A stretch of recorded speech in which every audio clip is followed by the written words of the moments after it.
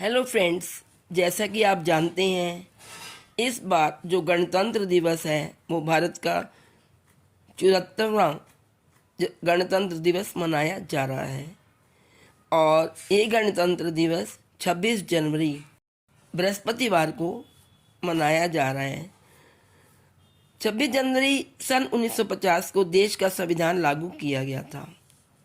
दोस्तों, उसी उपलक्ष्य में भारत देश के प्रत्येक नागरिक के द्वारा गणतंत्र दिवस को बड़े उत्साह और उमंग के साथ मनाया जाता है।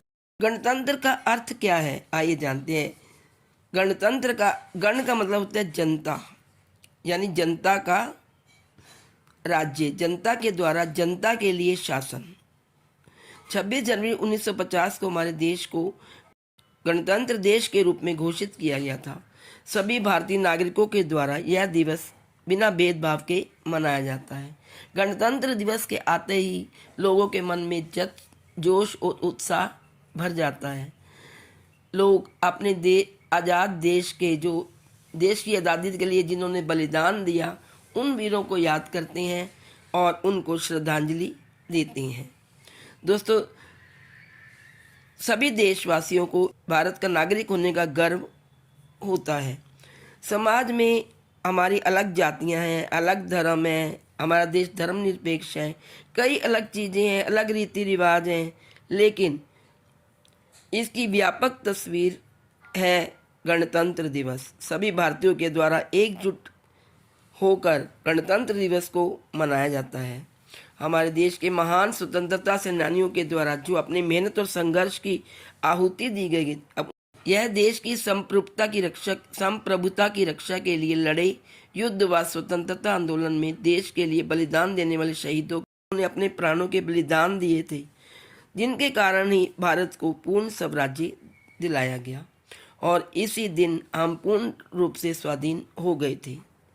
हम सभी महान स्वतंत्रता सेनानियों के कारण ही आज भारतीय नागरिक हैं और देश में स्वतंत्रता के साथ जी रहे हैं। कई वर्षों तक भारत के स्वतंत्रता सेनानियों के द्वारा ब्रिटिश शासन का सामना किया गया, जिसके फलस्वरूप देश को उनके चंगुल से आज़ाद कराया गया। उनके इस बलिदान को भुलाया नहीं जा सकता।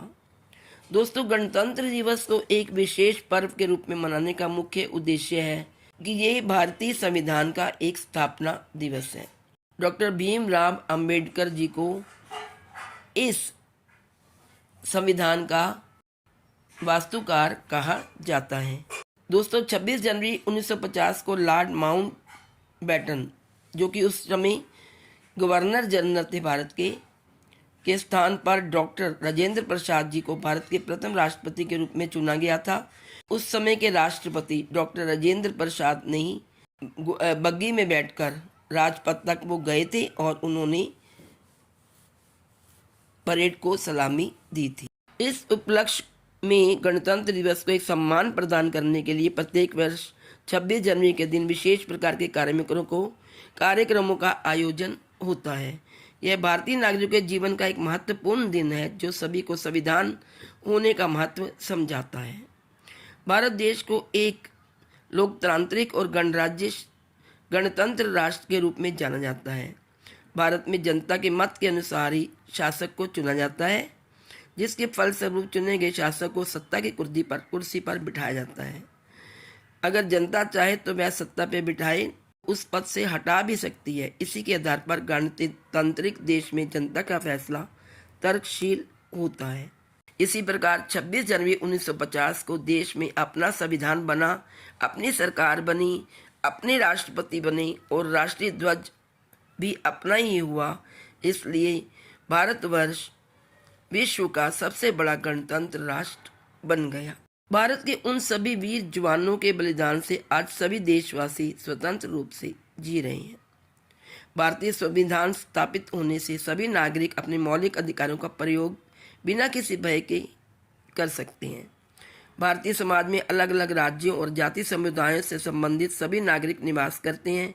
हर साल भारत की राजधानी दिल्ली में भारत के राष्ट्रपति जी के द्वारा राजकीय सवारी निकाली जाती है और भारतीय सेना, जल, थल और वायु सेना की राष्ट्रपति के द्वारा सलामी ली जाती है। इस उपलक्ष्य के अवसर पर प्रत्येक वर्ष राष्ट्रपति जी के द्वारा दिल्ली के राजपथ पर राष्ट्र ध्वजारोहण किया जाता है और इसके बाद राष्ट्रगान को भी शुरू किया जाता है। स्कूलों में सांस्कृतिक कार्यक्रम के समारोह और अन्य प्रकार की गतिविधियों में भाग लेकर बच्चे बहुत ही उत्साहित रहते हैं और जो राजपथ तक परेड निकलती है उस परेड में सेना द्वारा दिखाए जाने वाले हथियार और उपकरण हमारे सेनाओं की फोर्स की शक्ति को भी गणतंत्र दिवस के उपलक्ष्य में दिखाया जाता है। 26 जनवरी गणतंत्र दिवस पर उन सभी जवानों को भी पुरस्कार और पदक से सम्मानित किया जाता है जिनके द्वारा सशस्त्र बलों का प्रयोग करके आर्म फोर्स को दिखाया जाता है। भारत के प्रधानमंत्री जी के द्वारा इन सभी बहादुर युवाओं को और बच्चों को सम्मानित किया जाता है। इस सम्मानित पुरस्कार में उन सभी बहादुर युवाओं को भी शामिल किया जाता है जिन्होंने अन्य लोगों के जीवन को भी एक नया जीवन प्रदान किया। गणतंत्र दिवस को प्रत्येक भारतीय नागरिक के द्वारा बड़े उत्साह के साथ त्योहार के रूप में मनाया जाता है। दोस्तों, लेकिन यहाँ तक का सफ़र आसान नहीं रहा है।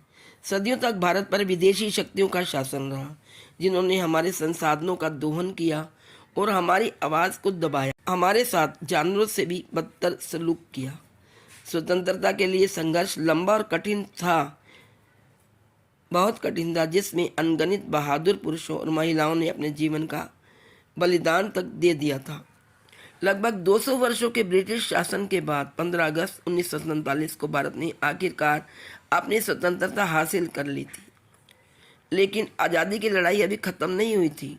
लगभग 3 वर्षों की गहन बहस और चर्चा के बाद भारत के संविधान को आखिरकार 26 नवंबर 1949 को अपनाया गया।